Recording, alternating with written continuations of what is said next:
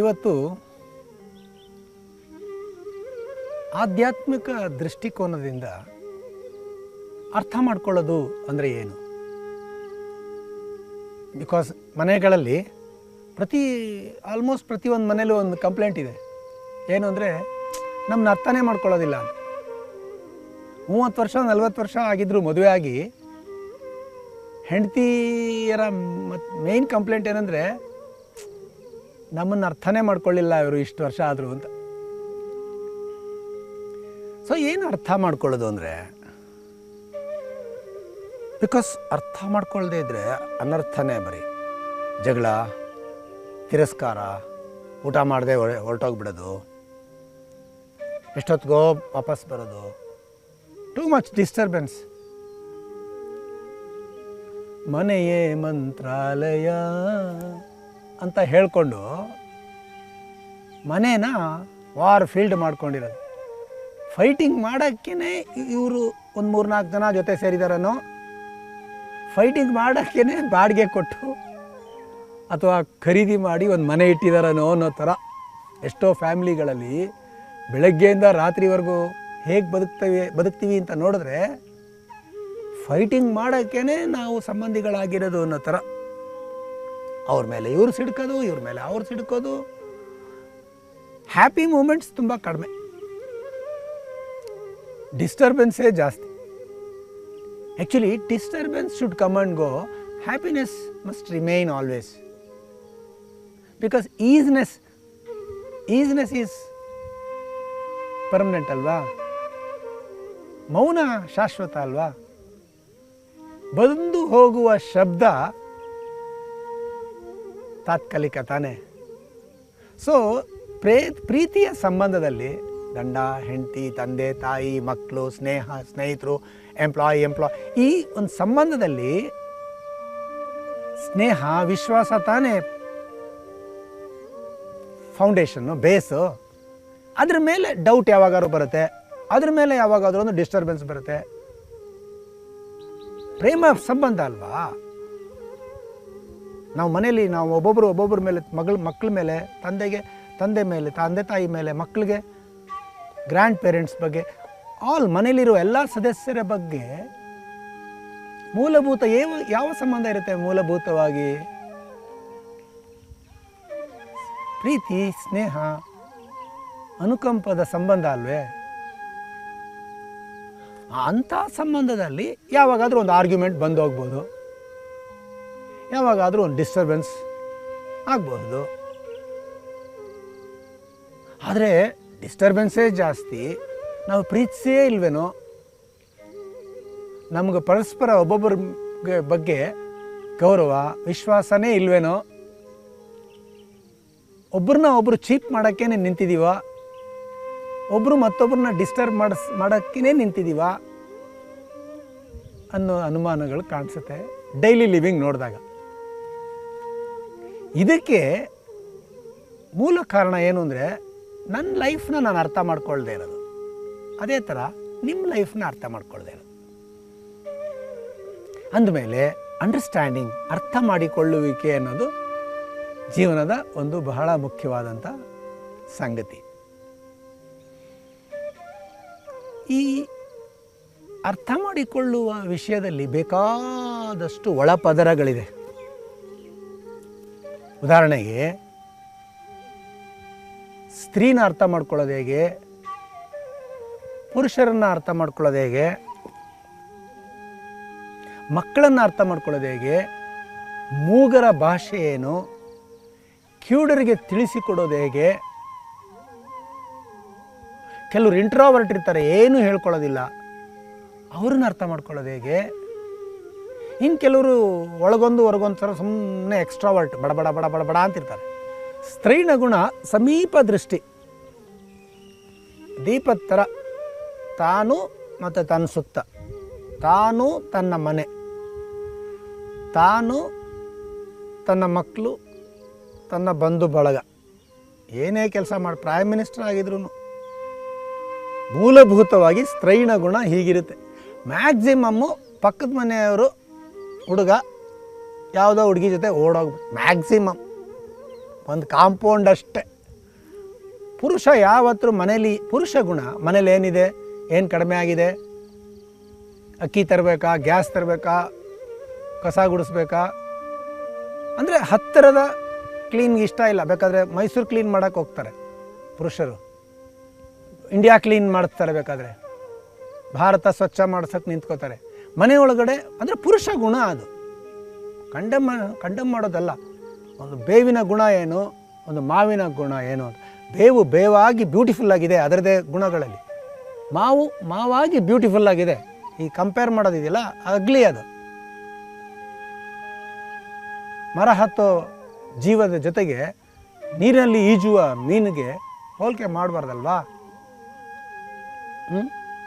ಮೀನನ್ನು ಮರ ಹತ್ತಕ್ಕೆ ಬರಲ್ಲ ನಿನಗೆ ಅಂತ ಕಂಡೆಮ್ ಮಾಡ್ತಾ ಇದ್ರೆ ಜೀವನ ಪರ್ಯಂತ ಅದು ಗಿಲ್ಟಲ್ಲೇ, ಪಾಪ ನಂಗೆ ಮರ ಹತ್ತಕ್ಕೆ ಬರಲ್ಲ ಅಂತ ಜೀವನ ಪರ್ಯಂತ ಗಿಲ್ಟಲ್ಲೇ ಸತ್ತೋಗ್ಬಿಡುತ್ತೆ. ಹೇಗೆ ಆಕಾಶದಲ್ಲಿ ಯಾರೋ ಹಕ್ಕಿಯನ್ನು ಭೂಮಿ ಮೇಲೆ ನಡೆದಾಡೋ ಪ್ರಾಣಿ ಜೊತೆ ಹೋಲಿಕೆ ಮಾಡೋಕ್ಕಾಗುತ್ತೆ? ಫಸ್ಟ್ ನಾವು ಈ ಸಂಬಂಧಗಳಲ್ಲಿ ಅರ್ಥ ಮಾಡ್ಕೊಳ್ಳುವಾಗ ಈ ಹೋಲಿಕೆ ಬುದ್ಧಿಯನ್ನು ಮೊದಲು ನಿಲ್ಲಿಸಬೇಕು. ಪ್ರತಿಯೊಬ್ಬರು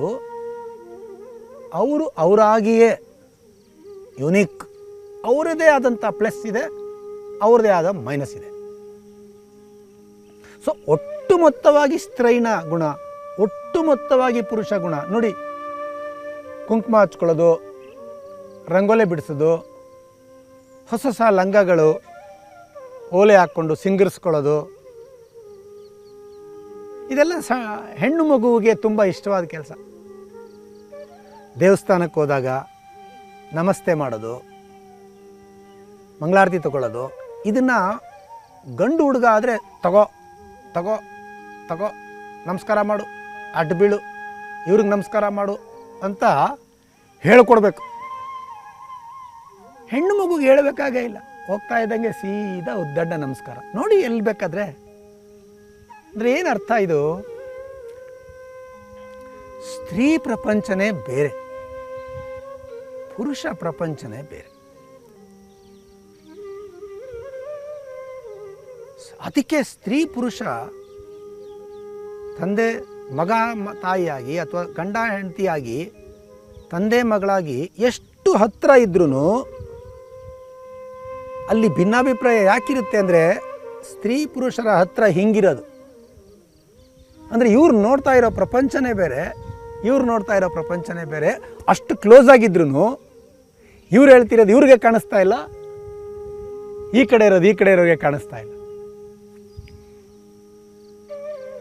ಸ್ತ್ರೀಗೆ ಏನು ಕಾಣಿಸ್ತಾ ಇದೆ ಅದನ್ನು ಪುರುಷನ ಜೊತೆ ಹಂಚ್ಕೊಳ್ಳೋಕ್ಕೆ, ಪುರುಷನಿಗೆ ಏನು ಕಾಣಿಸ್ತಾ ಇದೆ ಅದನ್ನು ಸ್ತ್ರೀ ಜೊತೆ ಹಂಚ್ಕೊಳ್ಳೋಕ್ಕೆ. ಈ ಹಂಚುವಿಕೆಯಿಂದ ಸ್ತ್ರೀ ತನ್ನ ಜಗತ್ತಲ್ಲಿ ಕಾಣಿಸುವಂಥ, ತಾನು ನೋಡುವಂಥ ದೃಷ್ಟಿಕೋನದಿಂದ ತನಗೆ ಏನು ಒಂದು ನಾಲೆಡ್ಜ್ ಸಿಗ್ತಾ ಇದೆ ಅದನ್ನು ಪುರುಷನಿಗೆ ಹಂಚ್ತಾಳೆ. ಪುರುಷ ತನಗೆ ಏನು ಕಾಣಿಸ್ತಾ ಇದೆ ನೋಡಿ, ಈ 180 ಡಿಗ್ರಿ ಪುರುಷ ನೋಡ್ತಾ ಇದ್ದಾನೆ, ಈ 180 ಡಿಗ್ರಿ ಸ್ತ್ರೀ ನೋಡ್ತಿದ್ದಾಳೆ. Doubting, comparing, analysing, dissecting, questioning, all these ಪುರುಷ ಗುಣ. ಇದು ಸ್ತ್ರೀಯಲ್ಲಿ ಇಲ್ಲ, ಇದು ಹೊರ ಜಗತ್ತಿನ ಟೂಲು. ವಿಶ್ವಾಸ, ಪ್ರೇಮ, ಸ್ನೇಹ, ಕ್ಷಮಿಸೋದು, ಬಿಟ್ಟುಕೊಡೋದು, ಸ್ವೀಕಾರ, ಶರಣಾಗತಿ, ಇದೆಲ್ಲ ಸ್ತ್ರೈಣ ಗುಣ, ಆಂತರ್ಯಕ್ಕೆ ಸಂಬಂಧಪಟ್ಟಿದ್ದು. ಅಂದರೆ ಸ್ತ್ರೀಗೆ ಹೊರ ಜಗತ್ತಿನ ನಿಯಮಗಳನ್ನು ಶೇರ್ ಮಾಡ್ತಾ ಪುರುಷ ಆಕೆಯನ್ನು ಒಳಗಿಂದ ಹೊರಗೂ ಶ್ರೀಮಂತ ಮಾಡಿಕೊಡ್ತಾನೆ. ಹೊರಗೇ ಕಳೆದೋಗಿರೋ ಪುರುಷನನ್ನು, ಹೊರಗಿನ ಜಗತ್ತಿನಲ್ಲೇ ಕಳೆದೋಗಿರೋ ಪುರುಷನಿಗೆ ಆಂತರ್ಯ ಜಗತ್ತಿನ ಭಾಷೆಯಾದ ಪ್ರೇಮ, ಅನುಕಂಪ, ಕಾಳಜಿ ಇಂಥವುಗಳನ್ನು ಕಲಿಸಿಕೊಟ್ಟು ಸ್ತ್ರೀ ಪುರುಷನನ್ನು ಆಂತರ್ಯದಲ್ಲೂ ಸ್ತ್ರೀ ರಿಚ್ ಮಾಡಿ ಕೊಡ್ತಾಳೆ. ಅಂದರೆ ಪುರುಷನ ಆಂತರ್ಯದ ಬೆಳವಣಿಗೆ ಸ್ತ್ರೀ, ಸ್ತ್ರೀಯ ಬಹಿರಂಗ ಬೆಳವಣಿಗೆಗೆ ಪುರುಷ. ಈ ರೀತಿ ಒಬ್ಬರಿಗೊಬ್ಬರು ಪೂರಕವಾಗಿ ಸಹಕರಿಸಲಿಕ್ಕೋಸ್ಕರ ಇಡೀ ಜಗತ್ತಿನಲ್ಲಿ ಸ್ತ್ರೈಣ ಗುಣ ಮತ್ತು ಪುರುಷದ ಗುಣದ ಮಧ್ಯ ಒಂದು ಆಕರ್ಷಣೆಯನ್ನು ಇಟ್ಟಿರೋದು ಈ ನೇಚರ್. ಸ್ತ್ರೀ ಇಲ್ಲದೆ ಪುರುಷ ಮರುಭೂಮಿ, ಪುರುಷನಿಲ್ಲದ ಸ್ತ್ರೀ ಬ್ಲೈಂಡ್, ಕುರುಡು ವಿಶ್ವಾಸ, ಕಣ್ಣಿಲ್ಲದ ತೋಟ. ಸ್ತ್ರೈಣ ಗುಣ ಮತ್ತು ಪುರುಷ ಗುಣ, ಸ್ತ್ರೀ ಪುರುಷ ಹೊರಗಿನ ಅಭಿವ್ಯಕ್ತಿಯಿಂದಲ್ಲ, ಒಳಗಡೆ. ಇಫ್ ಯು ಆರ್ ಲವಿಂಗ್, ಆ ಕ್ಷಣದಲ್ಲಿ ನೀನು ಸ್ತ್ರೀ. ಈಗ ಶರಣಾಗತಿ ಆಗಿದೆಯಾ, ನಿಮ್ಮನ್ನ ಬಿಟ್ಟರೆ ಇಲ್ಲ ಅಂತ ಸದ್ಗುರು ಹತ್ರ ಶರಣಾಗಿದೆಯಾ, ಆ ಶರಣಾಗುವ ಸಮಯದಲ್ಲಿ ನೀ ಸ್ತ್ರೀ. ಅದೇ ಒಂದು ಸ್ತ್ರೀ ಒಂದು ವ್ಯಾಪಾರದಲ್ಲಿ ಕುಳಿತುಕೊಂಡು ಕಂಪೇರ್ ಮಾಡಿ ಅದು ಹೇಗಿದೆ ಮಾರ್ಕೆಟಲ್ಲಿ, ಇದು ಹೇಗಿದೆ, ಇದು ಯಾಕೆ ಇಷ್ಟು ಬೆಲೆ ಜಾಸ್ತಿ, ಇದನ್ನು ಹೇಗೆ ಮಾಡಬೇಕು ಅಂತ ವಿಚಾರ ಮಾಡುವಾಗ ಆಕೆ ಪುರುಷ. ಆ ಸಮಯದಲ್ಲಿ ಜನರಲಿ ಇಂಟ್ರಿನ್ಸಿಕ್ ಕ್ವಾಲಿಟಿ, ಮೂಲಭೂತವಾಗಿ ಸ್ತ್ರೀ ಒಳಗಿನಿಂದ ಹೊರಡ್ತಾಳೆ, ಪುರುಷ ಹೊರಗೇ ಇರ್ತಾನೆ. ಒಂದು ಸ್ತ್ರೈಣ ಗುಣ ದೊರೆತಾಗ ಒಳಗಡೆ ಬರ್ತಾನೆ. ಸ್ತ್ರೀ ಪ್ರೇಮದಿಂದ ಹೊರಟು ಜ್ಞಾನಕ್ಕೆ ಉಪಲಬ್ಧಲಾಗ್ತಾಳೆ. ಪುರುಷ ಗುಣ ಜ್ಞಾನದಿಂದ ಹೊರಟು ಪ್ರೇಮಕ್ಕೆ ಉಪಲಬ್ಧಿ. ಅಂದರೆ ಪುರುಷ ಗುಣಕ್ಕೆ ಪ್ರೇಮ ಅನ್ನೋದು ಅಚೀವ್ಮೆಂಟ್. ಸ್ತ್ರೀಗೆ ಬದುಕ್ತಾನೆ ಕೇರಿಂಗ್, ಕಾಳಜಿ ವಹಿಸೋದು. ಒಂದೊಂದು ಬಟ್ಟೆಗೂ ಎಷ್ಟು ಕಾಳಜಿ ವಹಿಸ್ತಾರೆ ರೀ. 4 ಗ್ರಾಮ್ದು ಓಲೆ, ಅದರೊಳಗಡೆ ಒಂದು ಡಿಸೈನ್ ಬಾತ್ಕೋಳಿ ಥರ. ಆ ಬಾತ್ಕೋಳಿದು ತಲೆ ಮೇಲೆ ಒಂದೆರಡು ಪುಕ್ಕ, 4 ಗ್ರಾಮ್ದು ಓಲೆ ಒಳಗೆ. ಅಂದರೆ ನೋಡಿ, ನಾವು ಓಲೆ ಹಾಕಿದಾರೋ ಇಲ್ವೋ ಅಂತಲೇ ನೋಡಲ್ಲ ಪುರುಷರು. ಇವತ್ತು ಏನು ಧರಿಸಿದ್ದಾರೆ ಅಂತಲೂ ತಿರುಗಿ ನೋಡಲ್ಲ. ಬಿಕಾಸ್ ನಾವು ಎಕ್ಸ್ಟ್ರಾವರ್ಡ್, ಔಟ್ ಗೋಯಿಂಗ್ ಎನರ್ಜಿ. ಅವ್ರಿಗೂ ಆ ಕಡೆ ಈ ಕಡೆ ಏನು ನಡೀತಾ ಇದೆ ಅಂತ ಇಲ್ಲ. ಅವ್ರಿಗೆ ಆ 4 ಗ್ರಾಮ್ ಒಳಗಡೆ ಏನು ಡಿಸೈನ್ ಮಾಡಬೇಕು ಅವ್ರಿಗೆ ಬೇಜಾರೀಗ. ನೋಡಿ, ನಾನು ಎಷ್ಟು ಕಷ್ಟಪಟ್ಟು ಇದನ್ನೆಲ್ಲ ಮಾಡಿಕೊಂಡೆ, ನೀವು ನೋಡಲೇ ಇಲ್ಲ ಅಂತ ಬೇಜಾರು ಅವ್ರಿಗೆ. ಸರಿಯಾಗೇ ಇದೆ, ಬೇಸರ. ಮತ್ತು ಇಷ್ಟೆಲ್ಲ ಅಲಂಕಾರ ಮಾಡಿಕೊಂಡು, ಇಷ್ಟೆಲ್ಲ ಕಷ್ಟಪಟ್ಟು, ಇಷ್ಟೆಲ್ಲ ಡಿಸೈನ್ ಮಾಡಿ ಮನೆಗೆ ಬರ್ತಾ ಇದ್ದಂಗೆ ಗಂಡ ಖುಷಿ ಪಡಲಿ ಅಂತ ಒಂದು ವಾಸ್ಗೆ ಒಂದು 4 ಹೂವು ಹಾಕಿ ಅಂತ ಸುಗಂಧ ಬೀರಿ ಇಡೀ ವಾತಾವರಣನ ಎಷ್ಟು ಚೆನ್ನಾಗಿ ಪಾಪ ಮನೆಗೆ ಬರ್ತಿದ್ದಂಗೆ ನಮ್ಮ ಯಜಮಾನರು ತುಂಬ ಸಂತೋಷ ಪಡಲಿ ಅಂತ ಸಿದ್ಧಪಡಿಸಿಟ್ಕೊಂಡಿದ್ರೆ, ಈ ಮನುಷ್ಯನಿಗೆ ಏನೂ ಕಾಣೋದಿಲ್ಲ. ಬಂದಂಗೆ ಟಿ ವಿ ಆನ್ ಮಾಡ್ಕೊಂಡು ಕೂತ್ಕೊಂಡು ಏನೋ ನ್ಯೂಸ್ ಗೀಸ್ ನೋಡ್ತಾ ಕೂತಿದ್ರೆ ಏನನ್ಸುತ್ತೆ ಅವ್ರಿಗೆ? ಏನು ಈ ಮನುಷ್ಯ ರೀ, ಏನು ರೀ ಇಲ್ಲಿ ಎದುರುಗಡೆ ಹಿಂಗಿದೆ, ಏನು ವ್ಯತ್ಯಾಸ ಕಾಣಿಸ್ತಾ ಇಲ್ಲ ನಿಮಗೆ ಮನೇಲಿ ಇವತ್ತು ಅಂತ ಕೇಳಿದ್ರೂ ಗೊತ್ತಾಗಲ್ಲ ನಮಗೆ. ಹೌದು ತಾನೇ? ಮನೆ ಕತೆ ಇದು. ಏನು ವ್ಯತ್ಯಾಸ ಕಾಣಿಸ್ತಾ ಇದೆ ಮನೇಲಿ ಅಂದರೆ, ಏನು ನೀವೇ ಹೇಳಿ ಅಂತಂದರೆ, ಅಯ್ಯೋ ಕರ್ಮ ಇದೇನು ರೀ, ಚೆನ್ನಾಗ. ಅಂದರೆ ನಮ್ಮ ಜಗತ್ತೇ ಬೇರೆ. ಒಂದು ಕ್ಷಣನಾದರೂ ಅವರ ಜಗತ್ತೊಳಗಡೆ ಹೋಗಿ ಅವ್ರು ಹೇಗೆ ನೋಡ್ತಿದ್ದಾರೆ, ಹೇಗೆ ಮಾಡ್ತಿದ್ದಾರೆ. ಒಂದೇ ಒಂದಿನ ಸುಮ್ಮನೆ ಏನು ಬದಲಾವಣೆ ಆಗಿಲ್ಲದೆ ಇದ್ರೂ ಸುಮ್ಮನೆ ಮನೆಗೆ ಹೋಗ್ತಿದ್ದಂಗೆ ಏನೋ ಚೇಂಜ್ ಆದಂಗೆ ಇದೆಯಲ್ಲ, ಏನೋ ಚೆನ್ನಾಗಿ ಕಾಣಿಸ್ತಾ ಇದೆಯಲ್ಲ, ಏನೋ ಒಂದು ಬ್ಯೂಟಿ ಇದೆಯಲ್ಲ ಅಂತ ಹೇಳಿ ನೋಡಿ. ಏನೂ ಇಲ್ಲದೆ ಇದ್ರೂ ಆ ಮನೆಯಲ್ಲಿರೋ ಸ್ತ್ರೀಗೆ ಎಷ್ಟು ಖುಷಿ ಆಗ್ತದೆ ಗಮನಿಸಿ ನೋಡಿ. ಖುಷಿ ಆಗೋದು ಮನೆ ಚೆನ್ನಾಗಿದೆ ಅಂತಲ್ಲ, ತನ್ನ ಆಂತರ್ಯದ ಭಾಷೆ ಈ ಪುರುಷನಿಗೆ ಅರ್ಥ ಆಗ್ತಾ ಇದೆ ಅಂತ ಖುಷಿ. ಅಂದರೆ ತನ್ನ ಭಾಷೆ ಮಾತಾಡ್ತಿದ್ದಾನೆ ಅಂತ. ಅಂದರೆ ಈ ಸ್ಟಾರ್ಟೆಡ್ ಸೀಯಿಂಗ್ ಇನ್ಸೈಡ್ ಅಂತ. ಸೊ ಸ್ತ್ರೀನ ಅರ್ಥ ಮಾಡ್ಕೊಳ್ಳೋಕ್ಕೆ ಸ್ತ್ರೀಯ ಭಾಷೆ ಅರ್ಥ ಮಾಡ್ಕೊಳ್ಬೇಕಾಗತ್ತೆ. ಪುರುಷನ ಅರ್ಥ ಮಾಡ್ಕೊಳ್ಳೋಕ್ಕೆ ಪುರುಷ ಭಾಷೆ ಅರ್ಥ ಮಾಡ್ಕೊಳ್ಬೇಕಾಗತ್ತೆ. ನಾವಿದನ್ನು ನೋಡೋದಿಲ್ಲ. ನನಗೆ ಕಂಡಂಗೆ ಆತನಿಗೆ ಕಾಣಬೇಕು, ನನಗೆ ಕಂಡಂಗೆ ಆಕೆ ಕಾಣಬೇಕು. ಈ ರೀತಿ ನಿರೀಕ್ಷೆ ಮಾಡಿಕೊಂಡು ನಿರಂತರವಾಗಿ ಒಬ್ಬರ ಮೇಲೆ ಒಬ್ಬರು ನಮ್ಮಂತೆ ಅವ್ರನ್ನ ಮಾಡೋಕ್ಕೆ ಹಠಕ್ಕೆ ಬೀಳ್ತೀವಿ. ನಂದೇ ನಡಿಬೇಕು ಅಂತ ಅವ್ರು ಇವ್ರ ಮೇಲೆ ಹಠಕ್ಕೆ ಬೀಳ್ತಾರೆ. ಈ ಹಗ್ಗ ಜಗ್ಗಾಟದಲ್ಲಿ ಯಶಸ್ವಿ 25ನೇ ವರ್ಷ, ಯಶಸ್ವಿ 50ನೇ ವರ್ಷ ಜೀವನದಲ್ಲಿ ಏನು ಹಗ್ಗ ಜಗ್ಗಾಟದ ಯಶಸ್ವಿ ಜೀವನ ಮಾಡಿ ಕೊನೆಯವರೆಗೂ ಕೊನೆ ಉಸಿರೆಳಿವಾಗಲೂ ಒಂದು ಬೇಜಾರು ಉಳಿದಿರುತ್ತೆ. ನನ್ನ ಮಾತು ನನ್ನ ಹೆಂಡತಿ ಯಾವಾಗಲೂ ಕೇಳಲಿಲ್ಲ ಅಂತ ಇವ್ರಿಗೆ, ಹೆಂಡತಿಗೆ ನನ್ನನ್ನು ಯಾವತ್ತೂ ನನ್ನ ಗಂಡ ಅರ್ಥ ಮಾಡ್ಕೊಳ್ಳಿಲ್ಲ ಅಂತ. ಫಂಡಮೆಂಟಲಿ ಮೂಲಭೂತವಾಗಿ ಒಂದು ಮಗು ಎಷ್ಟು ಕೋಮಲ, ಎಷ್ಟು ಮುಗ್ಧ, ಅದೇ ಸಮಯದಲ್ಲಿ ಎಷ್ಟು ಪೆದ್ದ ಹಾವು ಹಿಡಿದು ಎಳಿತಾನೆ,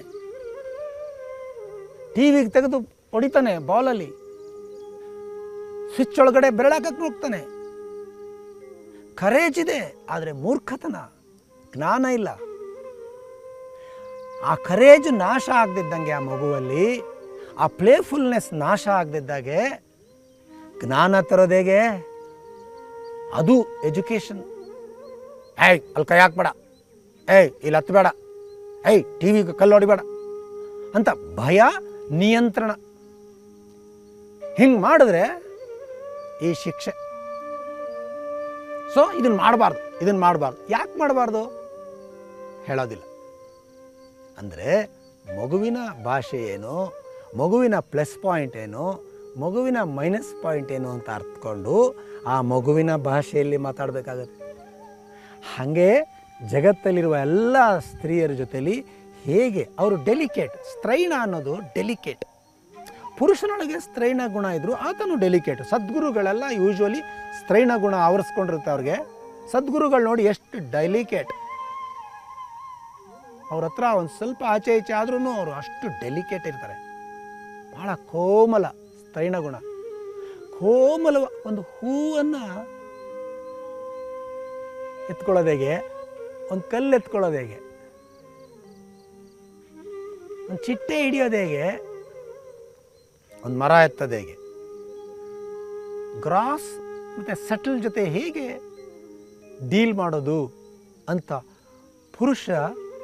ಪುರುಷ ಗುಣದ ಗ್ರಾಸ್ ಗುಣಗಳು, ಸ್ತ್ರೀಯ ಸಟಲ್ ಗುಣಗಳನ್ನ ಅರ್ಥ ಮಾಡಿಕೊಂಡು ಪರಸ್ಪರ ಸಂಬಂಧಗಳನ್ನ ಸುಧಾರಿಸ್ಕೊಳ್ಬೇಕಾಗಿದೆ. ಅಂದರೆ ಅವ್ರು ಯಾಕೆ ಹೀಗೆ ವರ್ತಿಸ್ತಾರೆ ಈ ಸಂದರ್ಭದಲ್ಲಿ ಅಂತ ತಿಳ್ಕೊಬೇಕಾದ್ರೆ ಎಲ್ಲ ಪುರುಷರು ಹೇಗೆ ವರ್ತಿಸ್ತಾರೆ ಇಂಥ ಸಂದರ್ಭದಲ್ಲಿ, ಜನರಲ್ ಆಗಿ ಪುರುಷ ಗುಣ ಏನು ಅಂತ ನನಗೆ ಗೊತ್ತಾಗಬೇಕು. ಹಾಗೆ ಒಂದು ಸ್ತ್ರೀ ಯಾಕೆ ಹಿಂಗೆ ವರ್ತಿಸ್ತಾಳೆ, ಯಾಕೆ ಎಲ್ಲ ಸ್ತ್ರೀಯರು ಡ್ರೆಸ್ ಮಾಡ್ಕೊಳ್ಳೋದ್ರಲ್ಲಿ ಖುಷಿ? ಬೇಜಾರು ಮಾಡ್ಕೊಳ್ಬೇಡಿ. ಸುಮಾರು ಮನೇಲಿ ನಾನು ಕೇಳಿದ್ದೀನಿ, ಡ್ರೆಸ್ ಮಾಡಿಕೊಂಡ್ರೆ ಮನೇಲಿ ಯಾರಾದರೂ ಹೊರಗಡೆ ಹೋಗ್ಬೇಕಾದ್ರೆ ಯಾರಿಗೆ ತೋರ್ಸಕ್ಕಂತ ಡ್ರೆಸ್ ಮಾಡ್ಕೊಳ್ತಾ ಇದೆಯಾ ಅಂತ ಕೂಗಿ ಹೇಳ್ತಾರೆ. ನಮ್ಮ ನೈಬರಲ್ಲಿ ನನಗೆ ಕೇಳಿ ಬಂದ ಮಾತು, ಡ್ರೆಸ್ ಮಾಡ್ಕೊಂಡು ಆಚೆ ಹೋದರೆ ಒಂದು 45-50 ವರ್ಷದ ಹೆಂಗ್ಸು ಆಚೆ ಹೋದರೆ ಯಾರಿಗೆ ತೋರ್ಸೋಕ್ಕೆ ಇಷ್ಟೆಲ್ಲ ಅಲಂಕಾರ ಮಾಡ್ಕೊಂಡಿದ್ದೀರಾ ಅಂತ ಕೇಳಿದ್ರಂತೆ. ಯಾಕಂದರೆ ಪುರುಷನಿಗೆ ಏನಾದರೂ ಮಾಡೋದು ಪ್ರದರ್ಶನಕ್ಕೆ, ಪುರುಷ ಗುಣ ಅದು. ಏನು ಮಾಡಿದ್ರು ಪ್ರದರ್ಶನ. ಕಾರ್ ತಗೊಳ್ಳೋದು ಕನ್ವೀನಿಯನ್ಸ್ಗಲ್ಲ, ಪ್ರದರ್ಶನಕ್ಕೆ. ಡ್ರೆಸ್ ಮಾಡೋದು ಏನಕ್ಕೆ? ಪ್ರದರ್ಶನ ಮಾಡೋಕ್ಕೆ. ಐ ಆಮ್ ಸೋನ್ಸೋ ಅಂತ. ಸ್ತ್ರೀ ಅಲಂಕರಿಸ್ಕೊಳ್ಳೋದು ಅಲಂಕರಿಸುವ ಸಹಜ ಗುಣದಿಂದ, ಯಾರಿಗೂ ತೋರ್ಸಕ್ಕಲ್ಲ. ಇದು ಸ್ತ್ರೈಣ ಗುಣ. ಬ್ಯೂಟಿ ಅನ್ನೋದು ಸ್ತ್ರೈಣ ಗುಣ, ಸೌಂದರ್ಯ ಅನ್ನೋದು. ಸೊ ಒಂದೊಂದು ಓಲೆ, ಒಂದೊಂದು ಐಬ್ರೋ, ಒಂದೊಂದು ಕೂದಲಿನ ಸ್ಟೈಲು, ಒಂದೊಂದು ಉಂಗುರ, ಒಂದೊಂದು ಐಬ್ರೋ, ಒಂದೊಂದು ನೈಲ್ ಪಾಲಿಶ್,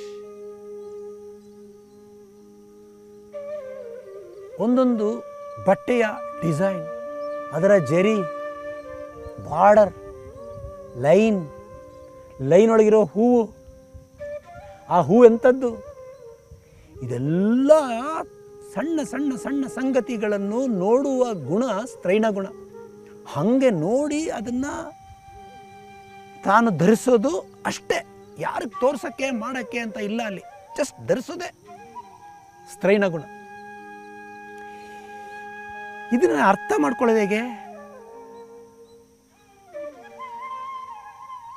ಇದನ್ನು ಅರ್ಥ ಮಾಡ್ಕೊಳ್ಳೋದು? ಪುಸ್ತಕ ಓದಬೇಕಾ?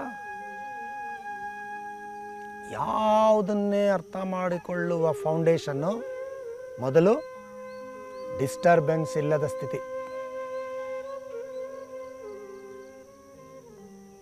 ಏನನ್ನೇ ನೋಡಬೇಕಾದ್ರೂ ಇರುವುದನ್ನು ಇದ್ದ ಹಾಗೆ ಏನನ್ನೇ ನೋಡಬೇಕು ಅಂದರೂ ಇರಬೇಕಾದಂಥ ಪೂರ್ವಭಾವಿ ಸ್ಥಿತಿ undisturbed state of mind. So ಈ ದಿನ ನಾವು ಮಾತಾಡ್ತಾ ಇರೋದು, ಹಂಚ್ಕೊಳ್ತಾ ಇರೋದು ಅರ್ಥ ಮಾಡಿಕೊಳ್ಳುವಿಕೆಯ ಬಗ್ಗೆ. ಸೊ ಯಾರನ್ನೇ ಅರ್ಥ ಮಾಡ್ಕೊಳ್ಬೇಕಾದ್ರೂ, ಯಾವುದನ್ನೇ ಅರ್ಥ ಮಾಡ್ಕೊಳ್ಬೇಕಾದ್ರೂ, ಯಾವುದೇ ಪರಿಸ್ಥಿತಿಯನ್ನು ಅರ್ಥ ಮಾಡ್ಕೊಳ್ಬೇಕಾದ್ರೂ ಮೊದಲಿಗೆ ಬೇಕಾಗಿರುವುದು ಅನ್ಡಿಸ್ಟರ್ಬ್ಡ್ ಸ್ಟೇಟ್ ಆಫ್ ಮೈಂಡ್. ಕಣ್ಣು ಏನು ಕಾಣಿಸ್ತಾ ಇದೆ ಅದನ್ನು ಇರುವ ಹಾಗೆ ನೋಡಬೇಕಾದ್ರೆ ಇರಬೇಕಾದಂಥ ಸ್ಥಿತಿ ಆಲೋಚನೆಯ ಮುಕ್ತ ಮನಸ್ಸು. ಯಾಕೆ? ನೀವು ಆಲೋಚನೆ ಮಾಡ್ತಿದ್ರೆ ಆಲೋಚನೆಯನ್ನೇ ಗಮನಿಸ್ತಾ ಇರ್ತೀರಲ್ವಾ, ಕಣ್ಣಲ್ಲಿಂದ ಎಲ್ಲಿ ನೋಡ್ತೀರಾ? ಆಲೋಚನೆಯಲ್ಲಿದ್ದಾಗ ಅಲ್ಲೇ ಕಳೆದೋಗಿರ್ತೀರಾ, ಕಣ್ಣಲ್ಲಿ ಎಲ್ಲಿ ನೋಡ್ತೀರಾ? ಹಾಗೆ ಯಾವುದನ್ನೇ ಆಲಿಸ್ಬೇಕು ಅನ್ನೋದಕ್ಕೆ ಮೊದಲು ಬೇಕಾಗಿದ್ದು ಖಾಲಿ ಮನಸ್ಸು. ನನ್ನೊಳಗೆ ಆಲ್ರೆಡಿ ಡಿಸ್ಟರ್ಬೆನ್ಸ್ ಇದ್ದರೆ ಅದಾಗಲೇ ನಾನು ಡಿಸ್ಟರ್ಬ್ ಆಗಿರುವ ಪಾಂಡ್, ಒಂದು ಕೊಳ, ಅಲೆಗಳೆದ್ದಿರುವ ಕೊಳ. ನಾನು ಹೇಗೆ ಚಂದ್ರನ ಶೇಪ್ ಅರ್ಥ ಮಾಡ್ಕೊಳಕ್ಕಾಗುತ್ತೆ? ಚಂದ್ರನ ಶೇಪ್ ಇದ್ದ ಹಾಗೆ ತಿಳಿಬೇಕು ಅಂದರೆ ಮೊದಲು ನಾನು ತಿಳಿಯಾಗಿ ಹರಡ್ಕೊಂಡು ಅನ್ಡಿಸ್ಟರ್ಬ್ಡಲ್ಲಿದ್ದರೆ ಆ ಪ್ರತಿಬಿಂಬದಲ್ಲಿ ನನಗೆ ಕಾಣಿಸುತ್ತೆ, ನನ್ನೊಳಗೇ ಮೂಡ್ತಾ ಇರೋ ಪ್ರತಿಬಿಂಬದಲ್ಲಿ ಕಾಣಿಸುತ್ತೆ ಚಂದ್ರ ಹೇಗಿದ್ದಾನೆ ಅಂತ. ಏನೂ ಮಾಡದೆ, ಎಲ್ಲೂ ಕಳೆದು ಹೋಗದೆ ಈಗ ಇಲ್ಲಿ ಇರುವಂಥ ಸ್ಥಿತಿ ಅನ್ಡಿಸ್ಟರ್ಬ್ಡ್ ಸ್ಥಿತಿ. ಆ ಸ್ಥಿತಿಯಲ್ಲಿ ಎಲ್ಲವೂ ತನಗೆ ತಾನೇ ಅರ್ಥ ಆಗುತ್ತೆ. ಜೆ ಕೃಷ್ಣಮೂರ್ತಿ ಅವರು ಹೇಳಿದ ಹಾಗೆ ಸೀಯಿಂಗ್ ಈಸ್ ರಿಸಾಲ್ವಿಂಗ್. ನೋಡುವಿಕೆಯೇ ಪರಿಹಾರವನ್ನು ದೊರಕಿಸಿಕೊಡುವುದು, ನೋಡುವಾಗಲೇ ಪರಿಹಾರವನ್ನು ದೊರಕಿಸಿಕೊಡುವುದು. Seeing a problem and resolving the problem is simultaneous.